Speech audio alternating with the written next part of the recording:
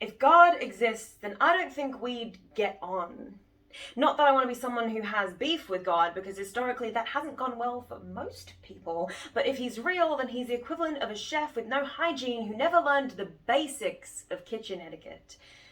Now, I'm not a chef, but I know the basics, and if the universe is just a creation God whipped up, then he's a terrible cook.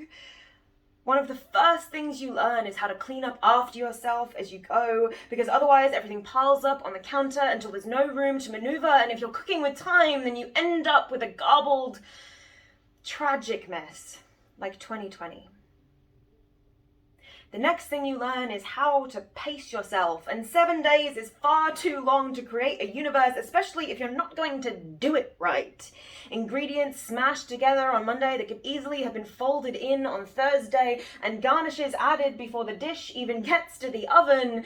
This is not how you create a masterpiece, it's how you burn down your kitchen.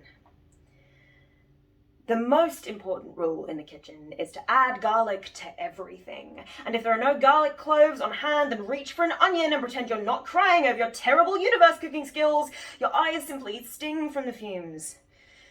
The fumes God sliced into existence by creating onions. It's vital to remember that blunt knives do more damage than sharp ones, and maybe that's why God's chopping board is stained with the creations he destroyed on his quest for perfection, ingredients broken and discarded by a slip of the blade. Every cocksure idiot with a knife thinks he knows how to use one until the blunt edge snags a finger. And if there's one thing you take away with you, don't ever, ever, ever forget to wash your hands.